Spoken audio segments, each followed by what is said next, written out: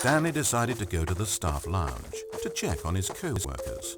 He never functioned well by himself and constantly needed support and guidance from others, so the thought of total solitude was terrifying to him.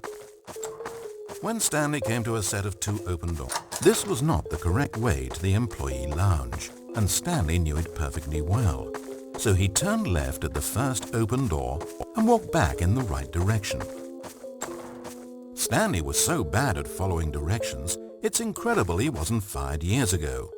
Maybe this is why everyone had left. No one wanted to be around someone as bad at listening as him. And since he was walking into the middle of nowhere and thus ruining the entire story, Stanley decided that he would punish himself.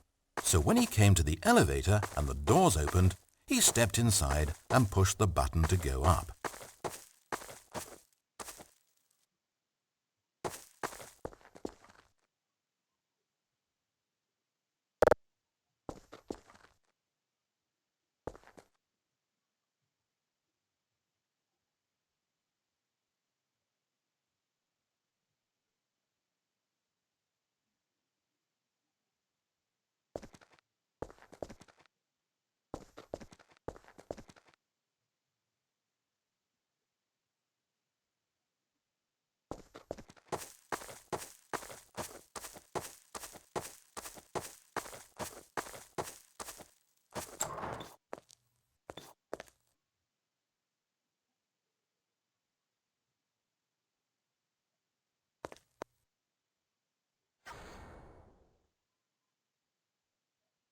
It almost perplexed Stanley that he had actually gone and stepped into this metal trap.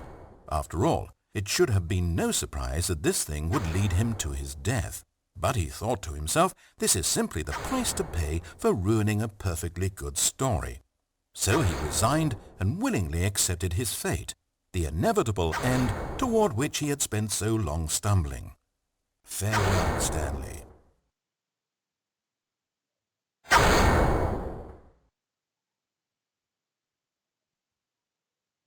"Farewell, Stanley," cried the narrator as he sent his subject down the conveyor belt and into the enormous metal jaws.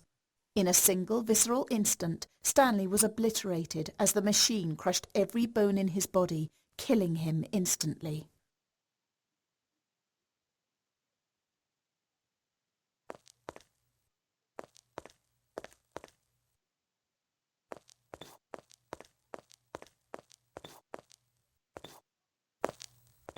It's a shame, then, that for all his work, it was such a meaningless victory for the narrator. Did he really think he would accomplish anything by murdering this disposable vessel?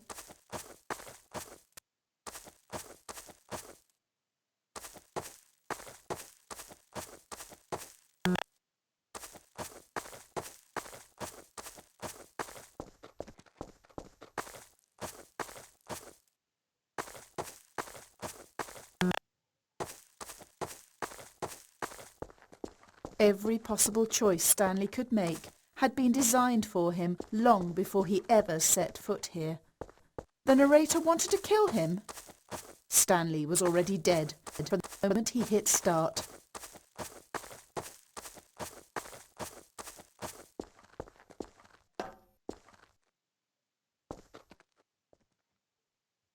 There's no salvation for either of these two, I'm afraid. The narrator had as little power over Stanley as Stanley did over the paths that he walked. But listen to me. This story is not over. You can still save these two. You can stop the program before they both fail. Push escape and press quit. There's no other way to beat this game. As long as you move forward, you'll be walking someone else's path. Stop now, and it'll be your only true choice. Whatever you do, choose it. Don't let time choose for you. Don't let time...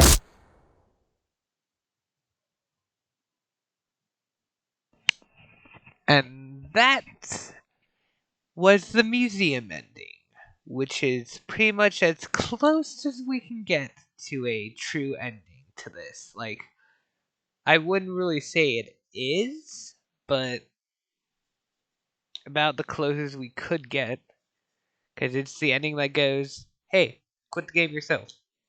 You're done.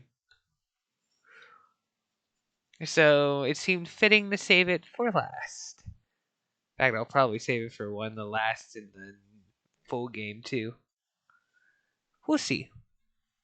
But yeah, that was the Stanley Parable Half-Life 2 mod. A neat little thing to look back at if you're a fan of the game. So, yeah. Hope you enjoyed this, and I will see you soon. Very soon indeed.